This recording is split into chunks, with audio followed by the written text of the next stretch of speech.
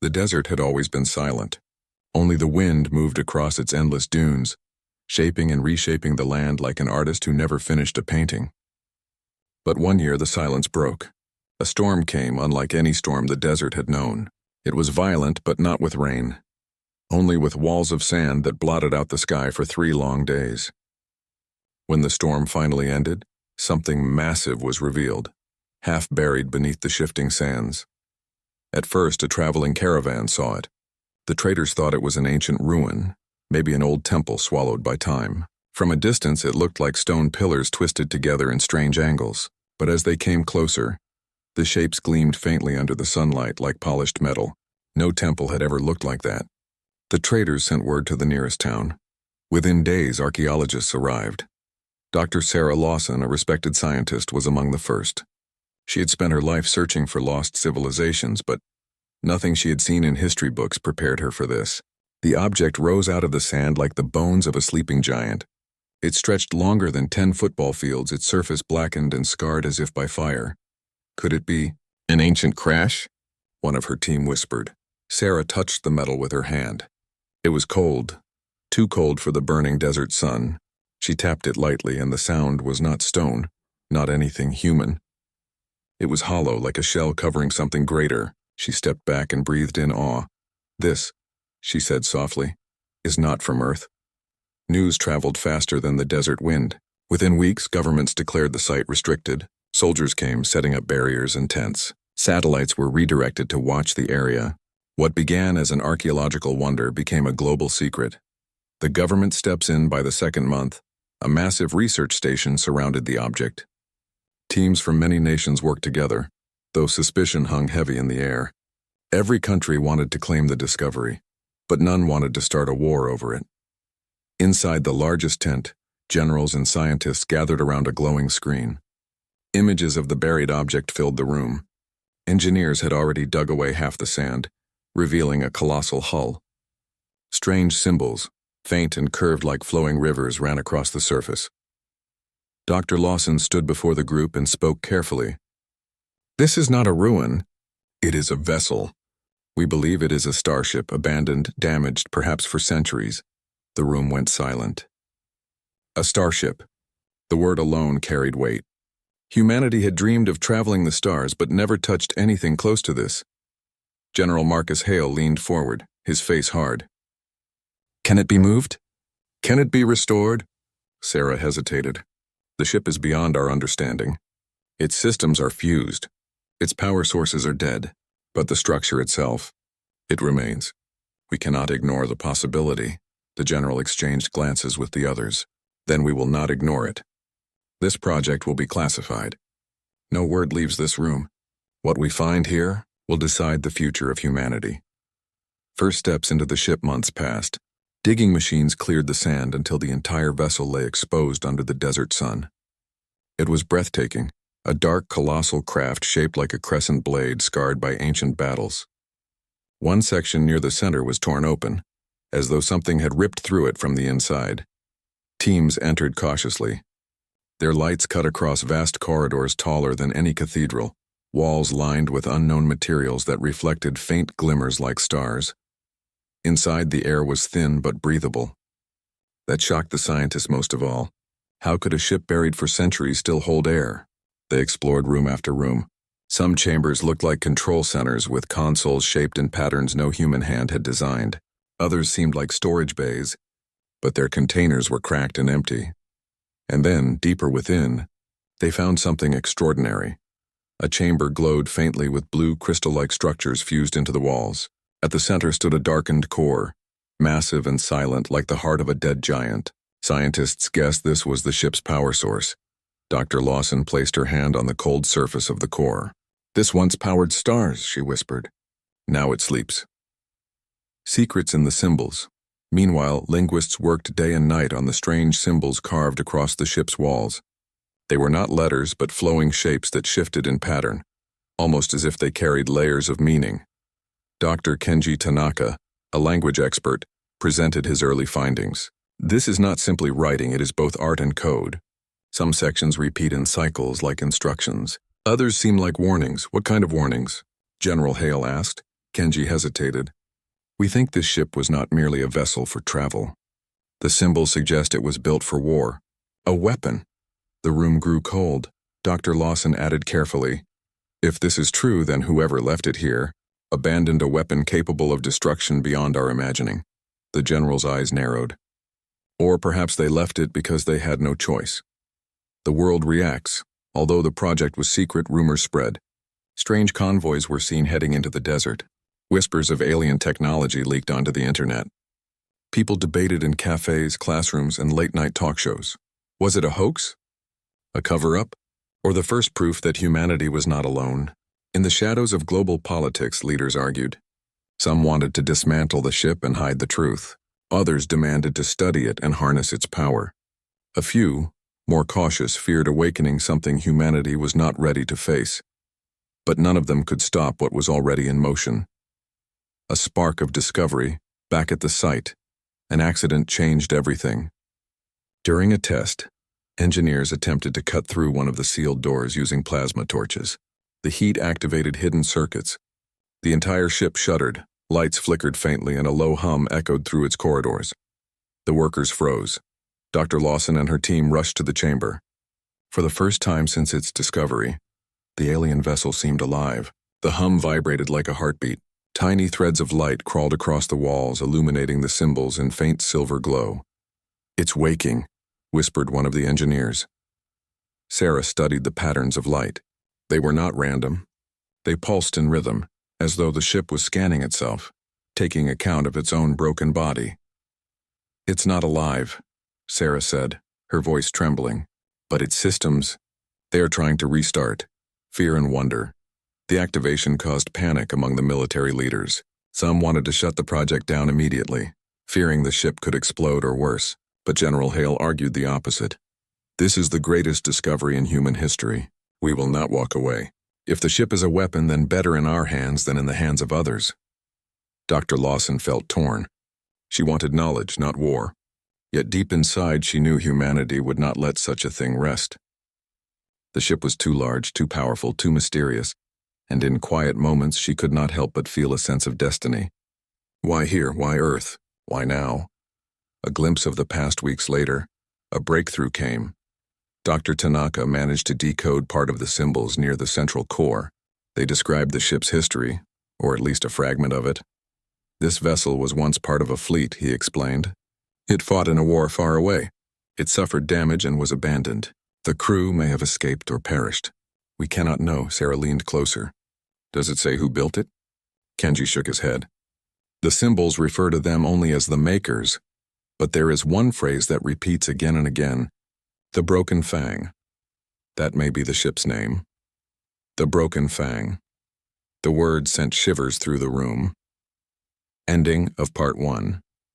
The Sleeping Giant by.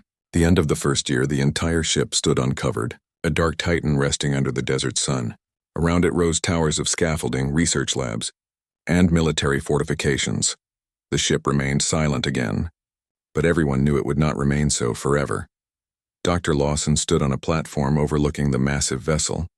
The wind blew sand across its scarred surface, but nothing could hide its true nature. It was not human, not of this earth, yet now it belonged to humanity. This ship was left behind, she whispered, but abandoned things can be found. And what humanity finds, humanity changes. Far above, satellites tracked the site. Across the world, secret debates raged, and somewhere deep in the ship's core, a faint pulse of light continued to flicker like the breath of a giant not yet awake. The discovery had begun, and humanity's future would never be the same. The starship, now fully revealed in the desert, looked like a sleeping beast. Its broken hull stretched across the sand like a shadow from another world. Soldiers guarded it, scientists studied it, and governments argued over it. But one truth became clear to everyone who stood near it. Humanity could not leave it as it was. The ship was silent. Yes, but it held promise. It was a treasure chest waiting to be unlocked, and humans had never been able to resist a locked door. Building the team months turned into a year, and a massive project grew around the vessel. The desert became a city of steel and canvas. Helicopters roared overhead, supply trucks rolled in every day, and towers of lights turned night into day around the alien ship.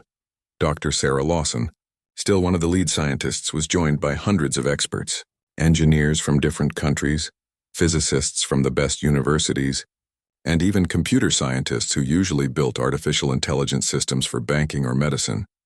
Now all worked on one goal: to understand the alien craft. General Marcus Hale oversaw the project, his presence a constant reminder that this was not only about discovery, but also about defense. "We must learn from it," he said again and again.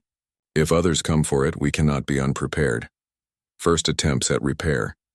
The first challenge was the broken hull. The metal alloy was unlike anything found on Earth. It resisted drills, torches, even diamond cutters. Yet strangely, when exposed to high pressure and heat from Earth's reactors, it softened just enough to be shaped.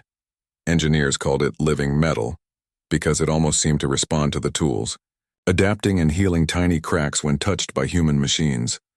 "Maybe it remembers its form," one scientist joked. Piece by piece, humans patched the hull.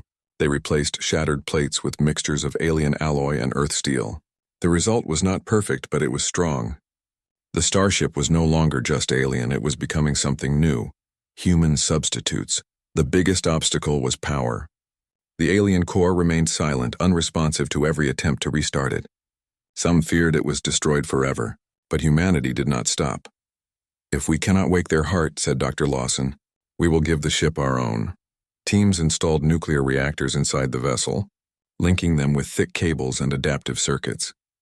At first, the systems clashed. The alien technology rejected the human connections like a body rejecting foreign tissue. But slowly, with trial and error, engineers built converters that translated human electricity into the patterns the ship accepted. It was like teaching two languages to communicate. The day the first lights inside the ship turned on, cheers erupted across the desert camp. The corridors glowed with faint blue light. Consoles flickered. Doors that had been sealed for centuries slid open with a hiss of stale air. For the first time, humanity had brought part of the ship back to life. The language of machines. While the engineers worked on the body of the vessel, computer experts tried to speak with its mind. The alien consoles operated on symbols that shifted like flowing water. No keyboard, no buttons. Only surfaces that responded to touch and thought. Dr. Tanaka, the linguist, worked with computer scientists to build translation programs.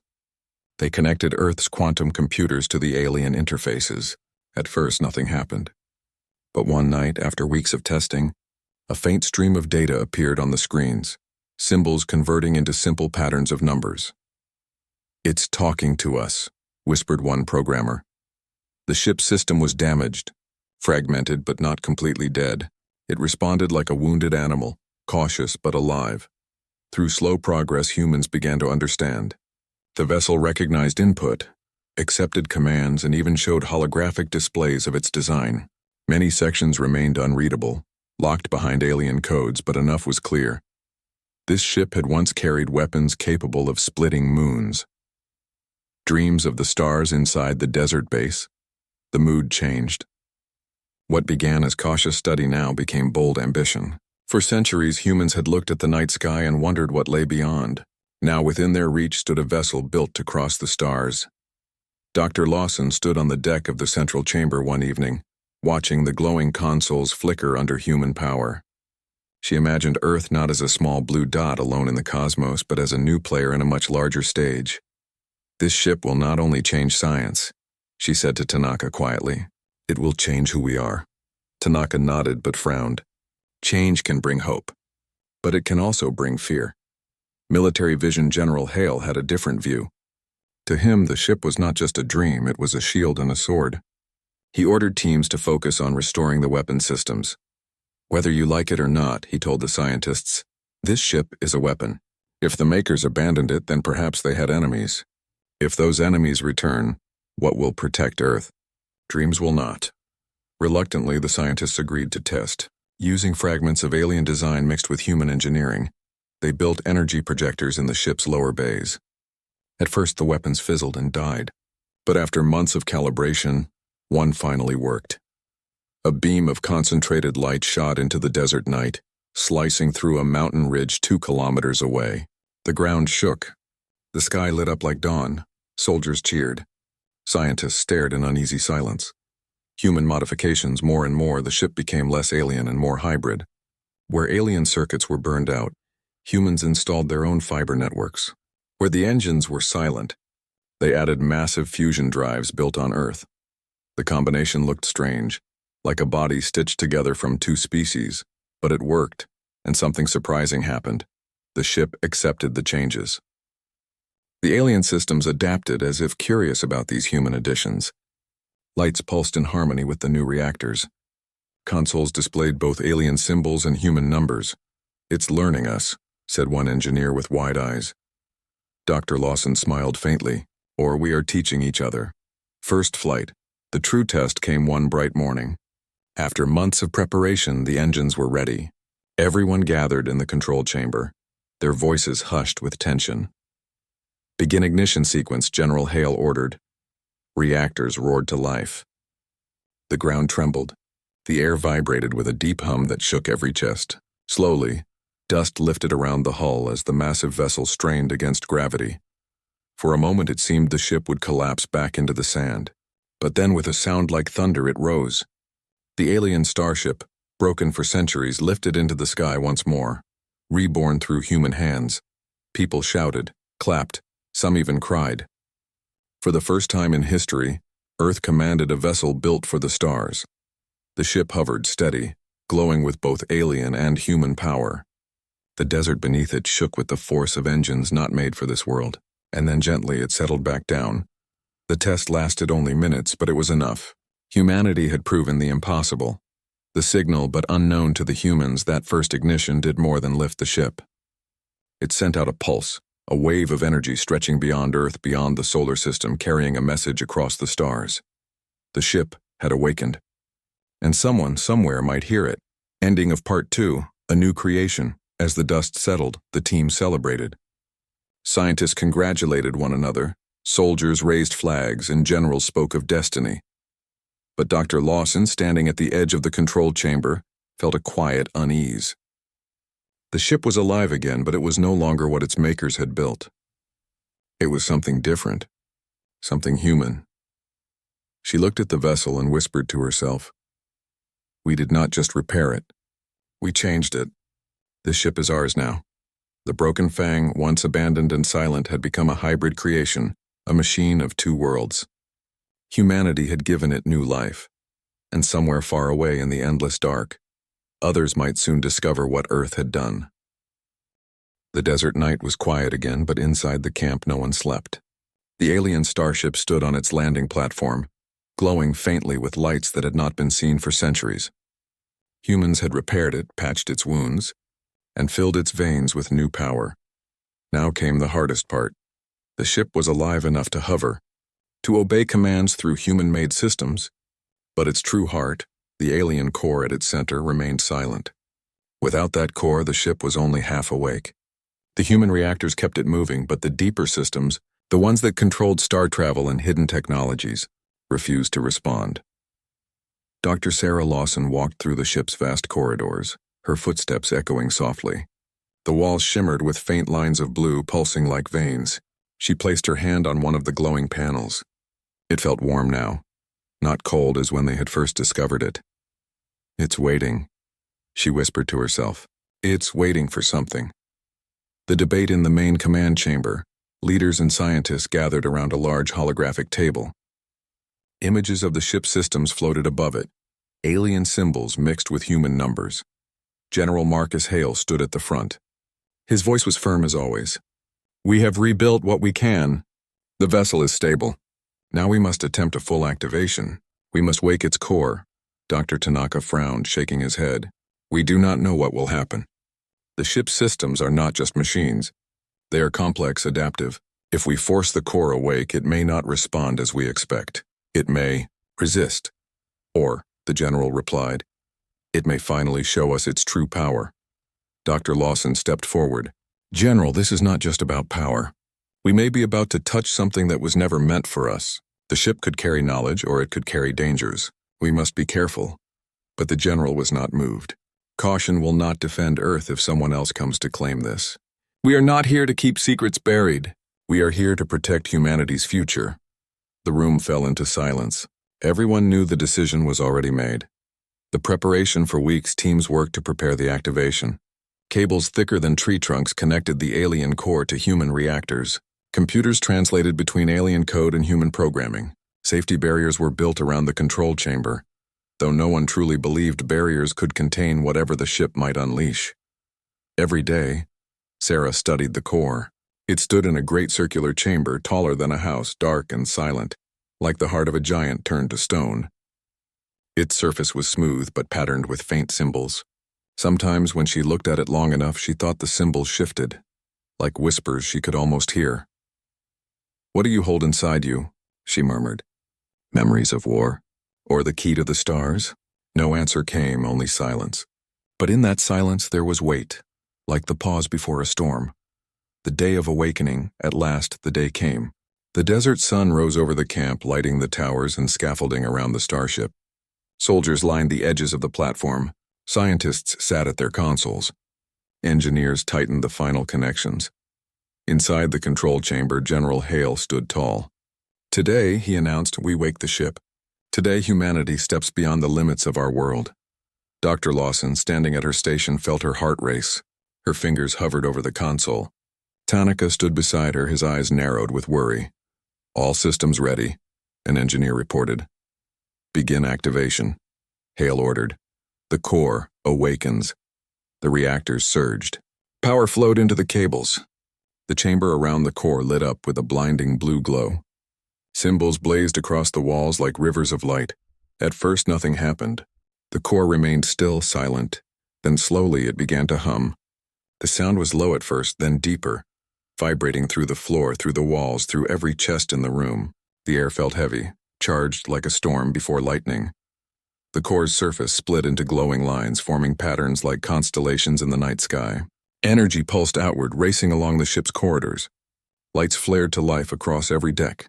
Doors sealed themselves. Consoles came alive. "It's online," cried one technician. But it was not just online. It felt alive. The entire vessel trembled as though stretching after a long sleep.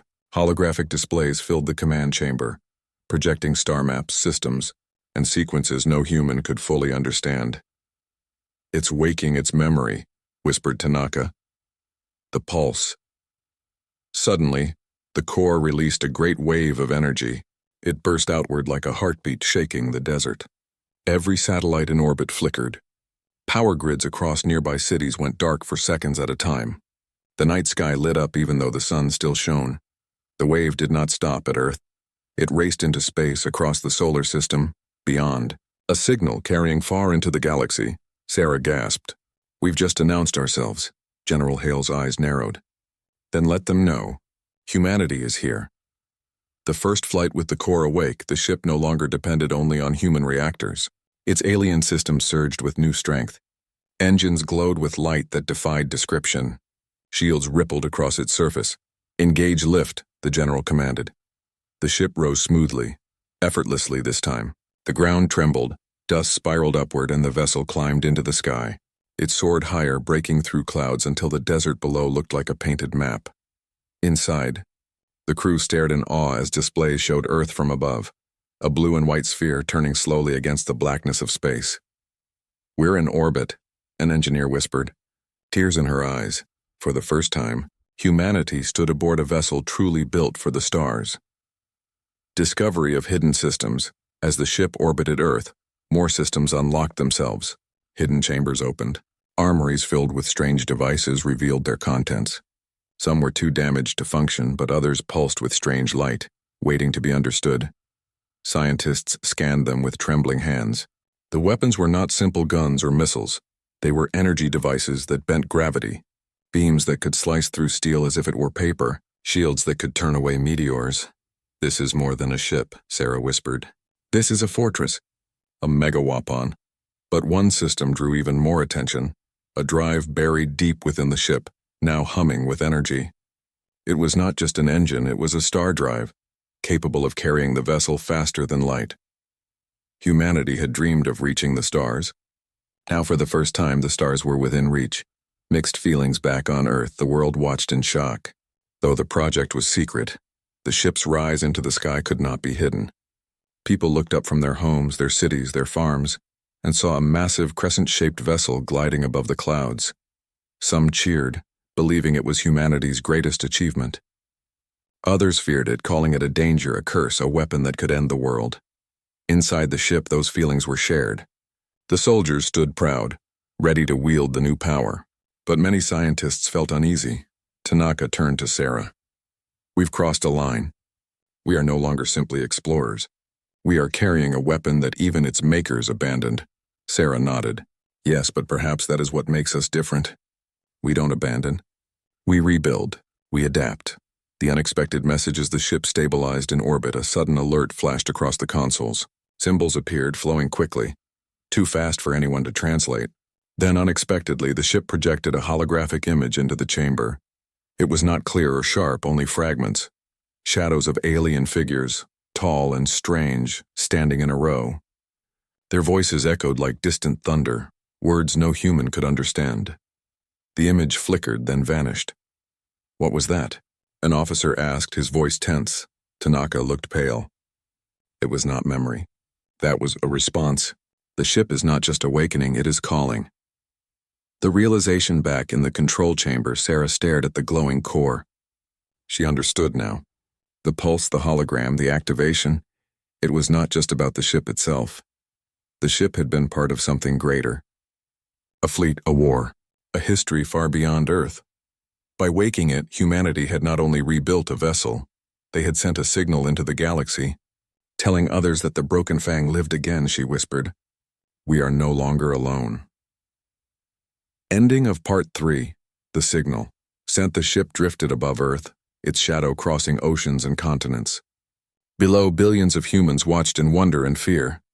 Above, in the silence of space, the stars seemed to burn brighter as if waiting. In the command chamber, General Hale looked out at the blue planet below. His voice was steady. "Let them come. Humanity is ready." But Sarah, standing quietly beside him, felt the weight of what they had done. The ship was awake, alive, powerful. It was no longer abandoned, no longer broken. It belonged to humanity now. Yet across the dark reaches of space, others might already be listening. The first activation had changed everything, and soon, the galaxy would answer. The Broken Fang, once a forgotten relic buried under desert sands, now circled Earth like a guardian. Its silver-blue glow cast a faint trail across the stars. Humanity had done the impossible. They had awakened an alien starship and made it their own. But deep in the galaxy, the ship's pulse had traveled farther than anyone on Earth imagined. It was not just a signal, it was a call, and someone had answered. Strange readings weeks after the first activation. Scientists aboard the ship noticed strange readings from deep space. At first, they thought it was background radiation or noise from distant stars, but soon the patterns became too clear to ignore. "Unnatural," said Dr. Tanaka as he studied the signals on his console. "This is not random. Something is moving toward us." Sarah Lawson leaned over his shoulder. The patterns were steady, rhythmic, like footsteps in the void. "Ships," she whispered. General Hale entered the chamber at that moment. He listened in silence, his jaw tightening. "How long until they arrive?" "Days," replied one of the engineers. "Maybe less," the general gave a single nod. "Then we prepare. Humanity has its first visitors." The waiting world news could no longer be contained. The sight of the Broken Fang in orbit had already shaken the world. Now governments struggled to keep control as rumors spread that something or someone was coming. Across cities and villages, people looked at the night sky with both hope and fear. Some prayed, others celebrated, believing humanity was finally stepping into the age of stars. Yet many trembled, wondering if the visitors were friends or enemies. Inside the ship, the mood was tense. Soldiers trained in the vast corridors, engineers reinforced human-made reactors, and scientists worked day and night to decode more of the alien systems. Every hand was busy, every mind alert. Sarah felt the weight of it all. She had once been a simple archaeologist, searching for history. Now she stood on the bridge of a warship waiting for an alien fleet. The first sight had happened on the third night. "Contact," shouted a technician. On the main holographic display, faint dots appeared at the edge of the solar system. They were small at first, but their formation was too precise to be natural. Ships, many of them, were entering the system. The room went silent. Every eye fixed on the glowing display. "They've come," whispered Tanaka. The ships grew clearer as sensors locked onto them, sleek, sharp designs unlike the broken fang. They moved with purpose, sliding across the dark like arrows aimed at Earth. General Hale's voice cut through the silence. "Prepare for first contact, and prepare for battle." The alien fleet within hours, the alien ships reached the outer planets. They did not hide. Their signals were strong, their weapons active. The largest of them broadcasted a message. It was not in human language, but the broken fang translated part of it, projecting the symbols onto the screens. The meaning was simple. "Return the vessel." "It belongs to us," a murmur spread across the crew. Return it after all humanity had done? After making it their own? Sarah felt anger stir inside her. They abandoned it. They left it broken on our world. It's not theirs anymore. General Hale's eyes hardened. "Then we will show them what humans can do." First clash, the alien fleet did not wait. Smaller ships broke away and sped toward Earth, weapons glowing. The broken fang's alarms rang across the vessel. "Enemy approach!" cried an officer. Hale gave his command without hesitation. "Shields up." "Weapons ready." The ship responded instantly. Alien shields flared to life, shimmering like glass around the hull. Human-modified cannons turned outward. Energy gathered at their tips. The first shots came from the alien attackers, beams of white fire that struck the shields and rippled across them like water. The broken fang held firm. Then humanity answered. Beams of concentrated light shot from the hybrid cannons, striking the alien ships. One exploded in a flash of fire, pieces scattering into space. The others swerved, shocked by the power of a vessel they thought long dead. Cheers erupted inside the chamber. For the first time, humanity had fought a battle in space and won, the enemy commander. But the victory was small. The larger alien ship still advanced. A holographic image suddenly appeared across the bridge, projected by the alien fleet. It was the figure of an alien commander. Tall, armored, with eyes that glowed faintly, its voice rumbled through the chamber, translated by the broken fang into harsh, clear words. "You walk inside our vessel. You corrupt it with your crude hands. Leave it or be destroyed." General Hale stepped forward, his voice steady. "This ship was abandoned. Humanity has claimed it. We will not give it back." The alien's eyes narrowed. "Then you are enemies, and you will learn why the fang was broken." The hologram vanished. The great battle. The alien fleet advanced in full force. Dozens of ships surrounded the broken fang, their weapons blazing. The sky above Earth filled with flashes of light as the battle began. Inside the command chamber, the crew worked frantically. Shields flickered. Consoles shook under the strain. Alarms rang in every corner. "Shields at 70%, shouted an officer. "Return fire," Hale commanded. The ship unleashed its arsenal. Human modifications allowed faster targeting, more flexible responses. Alien weapons struck with raw power, but human creativity turned the fang into something unpredictable. One alien cruiser moved too close. The broken fang's gravity beam activated, pulling the enemy into range before tearing it apart with a blast of energy. Another enemy ship tried to circle behind, but human-coded drones launched from hidden bays, swarming it until it exploded. "Ha!" cried one soldier. They didn't expect that. Sarah gripped the edge of her console. She could feel the ship itself responding, almost as if it enjoyed the battle. Lights pulsed across the walls in rhythm with the firing, yet the enemy was not finished. The largest alien battleship moved forward, its weapons glowing with terrible power. The critical moment. The alien battleship fired. A massive beam of energy struck the broken fang's shields, tearing them down by half. The vessel shuddered violently. Lights flickered. Alarm screamed. "We can't take another hit like that," cried an engineer. General Hale turned to the scientists. "Options?" Sarah looked at Tanaka, then back at the core. "The alien systems are holding back. There are weapons we haven't unlocked yet. If we risk using them, it could destroy us," Tanaka interrupted. "Or save us," Sarah said firmly. Hale made the choice. "Do it." The hidden power Sarah and Tanaka worked quickly, entering commands into the console. The ship's core flared with new light, symbols racing across the walls. A hidden system unlocked, one even the humans had not fully understood. The ship roared as energy gathered at its front, forming a spear of light brighter than the sun. "Fire!" Hale commanded. The broken fang released its hidden weapon. A beam shot across space, striking the alien battleship. For a moment, the enemy's shields held. Then they shattered. The battleship split apart in a brilliant explosion, fragments scattering into the void. The remaining alien ships hesitated. Some turned to flee. Others were quickly destroyed by the Fang's relentless fire. The battle was over. Humanity had won. Aftermath silence filled the command chamber. The crew stared at the screen, stunned. They had fought against an alien fleet and survived. General Hale stood tall. "Let this be known. Earth is no longer defenseless. Humanity has entered the stars." Soldiers cheered. Engineers clapped each other on the back. Scientists looked both amazed and terrified. Sarah, however, felt something deeper. She looked at the broken fragments of alien ships floating in the void. Victory had come, but it was only the beginning. The signal had reached others. If one fleet had come, more might follow. She whispered softly. "The galaxy knows we are here now." Ending of Part 4. Humanity's stand. The broken Fang returned to Earth's orbit, damaged but still strong. Repairs began at once. Humans working side by side with the alien systems they now commanded. Below, billions of humans looked up, knowing their world had changed forever. Above, the stars seemed closer than ever. The first great battle was over, but the war for the future of humanity had only begun. The ship was no longer abandoned. No longer broken. It was a Megawapon reborn, carrying humanity's fire into the stars.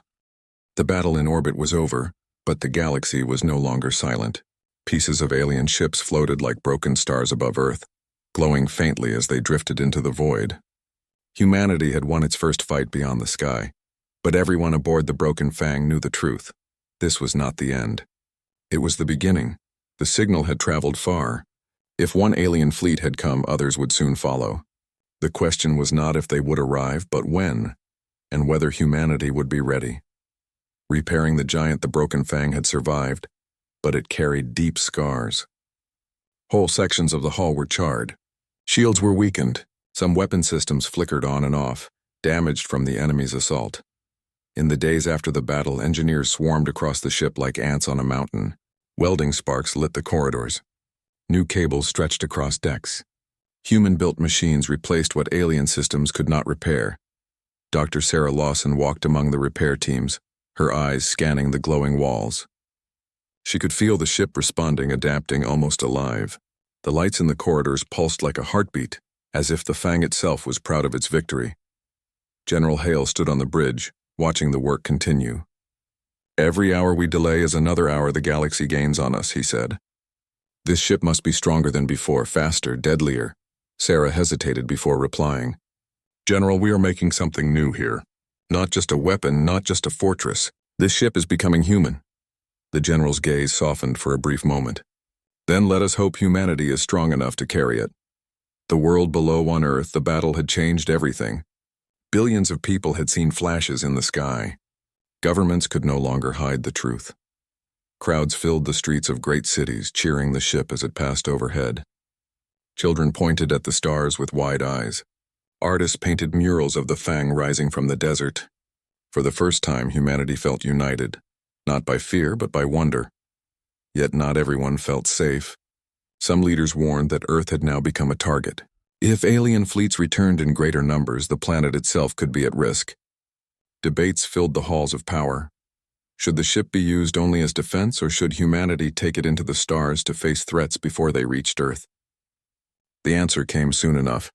A second signal late one night, as the ship orbited in silence, the Corps released another projection. A holographic star map filled the command chamber. Dots of light appeared across the galaxy, some glowing brighter than others. The symbols around them shifted quickly, but one thing was clear. The Fang was showing its maker's war. "This isn't just a map," Tanaka explained. "It's history. These points mark battles, places where fleets fought. Some still burn with signals even now." Sarah pointed to one cluster glowing brightly. "That must be where the fleet that attacked us came from." Hale studied the map. "And these others? Allies? Enemies?" Tanaka shook his head. It's impossible to know. But this is certain, the galaxy is not empty. And the Fang has told them we exist.